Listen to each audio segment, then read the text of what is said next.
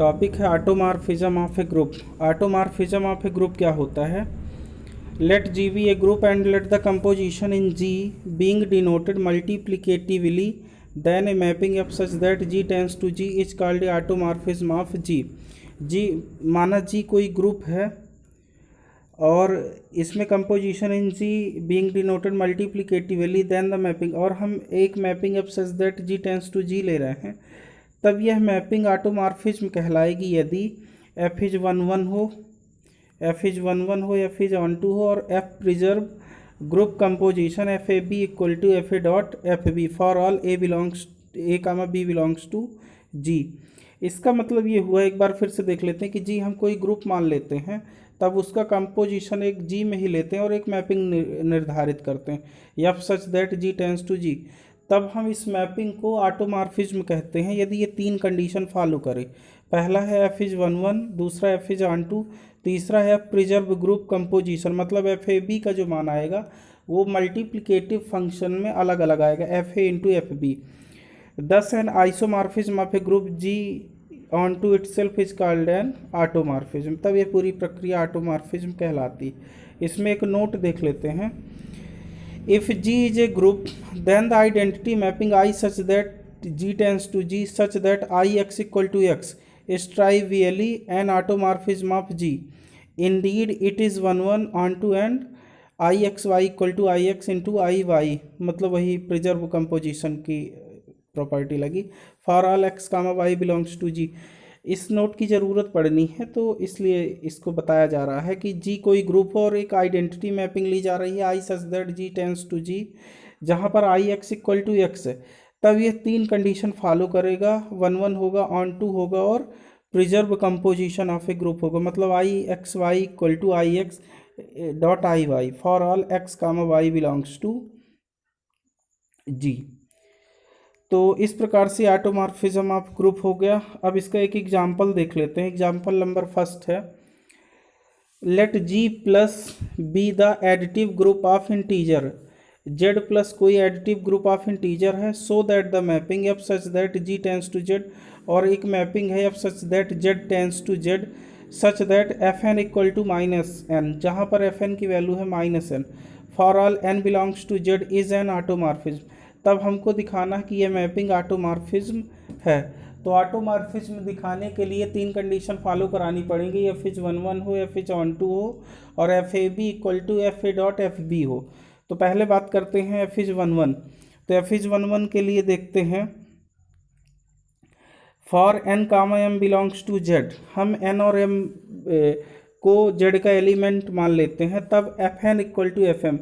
F is one one के लिए क्या होता है कि इसको हिंदी में एकाएकी भी बोलते हैं कि फंक्शन लेके चलिए एलिमेंट बराबर कर दीजिए। तो F N equal to F M, this implies that minus N equal to minus M, मतलब एफ एन का मान माइनस एन दिया गया है, तो जब एम रखेंगे तो माइनस एम हो जाएगा, तो माइनस माइनस दोनों तरफ से कैंसिल हो गया, तो एफ इज़ वन वन हो गया। फंक्शन लेके चले थे, एलिमेंट बराबर आ गए, तो ये हो गया एफ इज़ वन वन। अब बात करते हैं F is on to.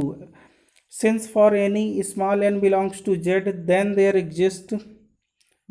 exist minus n belongs to z such that, तो f minus N equal to, देखिए एफ एन का मान है माइनस एन और एक माइनस पहले से है, तो ये माइनस माइनस एन तो प्लस एन हो गया, दस एफ इज़ ऑन टू, मतलब माइनस लेके चल रहे हैं तो एफ माइनस एन का मान भी प्लस आ रहा है, तो ये ऑन टू हो गया। अब एफ प्रिजर्व ग्रुप कंपोजिशन, अब ग्रुप कंपोजिशन की डेफिनेशन लगाएंगे, तो let N comma M belongs to Z, तो then F N equal to minus N दिया था, तो अपन यहाँ पे एन की जगह एन प्लस एम ले रहे हैं, तो F N plus M equal to minus bracket में एन प्लस एम, तो माइनस एन माइनस एम हो गया। फिर माइनस एन लिखा है, प्लस को हमने माइनस को अंदर कर लिया, तो एफ एन की वैल्यू माइनस एन है और ये एफ एम की वैल्यू, तो दोनों प्लस प्लस हो गए। फिर which shows that F is a homomorphism, hence F is an automorphism. तो ये फर्स्ट एग्जाम्पल प्रूफ हो गया, मतलब तीनों कंडीशन फॉलो हो गई, मतलब ऑटोमॉर्फिज्म हो गया। अब देखते हैं example number two. Example number two ये कह रहा है कि so that the mapping F such that G tends to G defined by F x equal to x inverse for all x belongs to G is an automorphism of a group G if and only if G is abelian. मतलब यह है कि एक mapping दी जा रही है F such that G tends to G, और जो इस प्रकार से डिफाइन है कि एफ एक्स का मान एक्स इनवर्स है। तब आप ये दिखाइए कि यह ऑटोमॉर्फिज्म होगा यदि और केवल यदि जी आबेली हो। मतलब अपने को क्या करना पड़ेगा कि एक बार ऑटोमॉर्फिज्म दिखाना पड़ेगा और एक बार आबेलियन।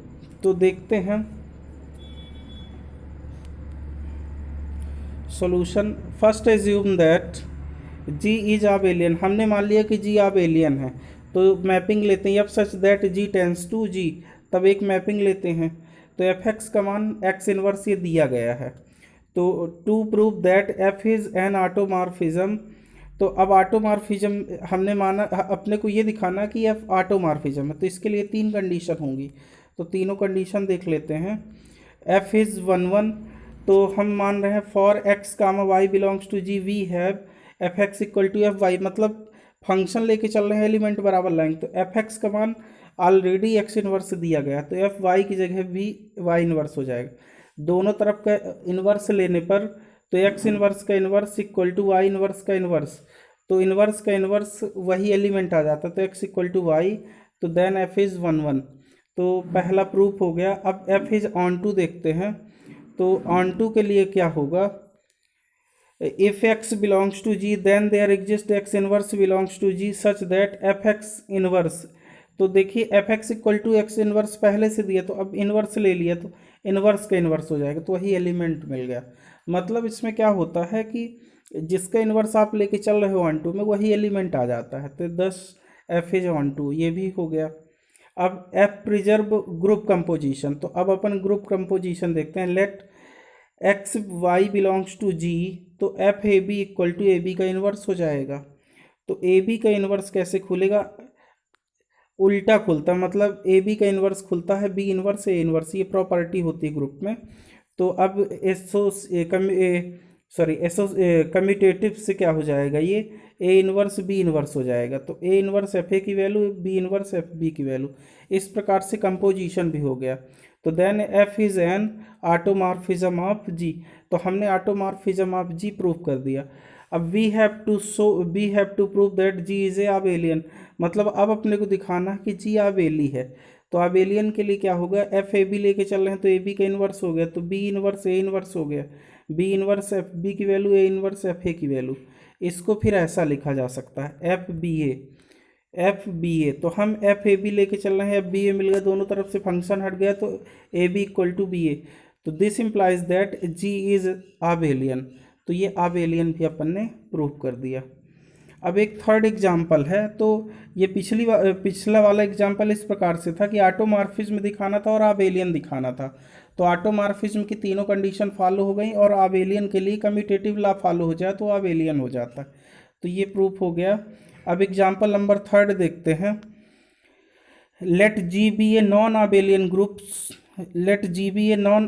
Group so that the mapping F such that G tends to G given by F x equal to x inverse for all x belongs to G is not an automorphism.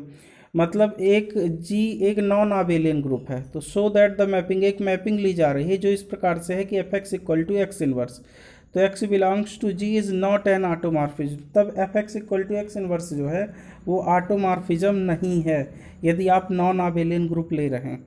तो इसका proof देख लेते हैं। Since G is a non abelian group then there exist x comma Y belongs to G such that x y not equal to y x. Suppose if possible f x y equal to f x into f y, तो then x y का inverse equal to x inverse y inverse लिख सकते हैं। तो x y का inverse को हम इधर एक्स इन्वर्स वाई इन्वर्स को वाई एक्स का होल इन्वर्स लिख सकते हैं। तो दोनों तरफ का एक बार इन्वर्स फिर से ले लेना है, तो x y equal to y x आ गया, विच इज ए कंट्राडिक्शन, जो कि एक विरोधाभास है जो अपन मान के चले थे। Hence F is not an automorphism. तब हमको जो प्रूफ करना था कि एफ ऑटोमॉर्फिज्म नहीं है, तो वो प्रूफ हो गया F is not an automorphism. तो इस प्रकार से इसके 3 एग्जाम्पल प्रूफ हो गए और ऑटोमॉर्फिज्म ऑफ ग्रुप की पूरी डेफिनेशन प्रूफ हो गई। तो इस तरह से बहुत सारे एग्जाम्पल लगा सकते हैं। मतलब केवल आपको 3 कंडीशन ध्यान देनी पड़ेंगी ऑटोमॉर्फिज्म के लिए, 1 1 ऑन टू और ग्रुप कंपोजिशन। 1 1 में क्या करिएगा, फंक्शन लेके चलिएगा तो एलिमेंट बराबर आएगा। ऑन टू में एलिमेंट का इन्वर्स लेके चलिएगा तो एलिमेंट आ जाएगा। और ग्रुप कंपोजिशन में क्या रहेगा, 2 एलिमेंट का मल्टीपल लेके चलेंगे तो फंक्शन अलग अलग कर देगा। तो इस प्रकार से 3 कंडीशन प्रत्येक एग्जाम्पल में फॉलो होंगी तो वो ऑटोमॉर्फिज्म बन जाएगा। Thank you.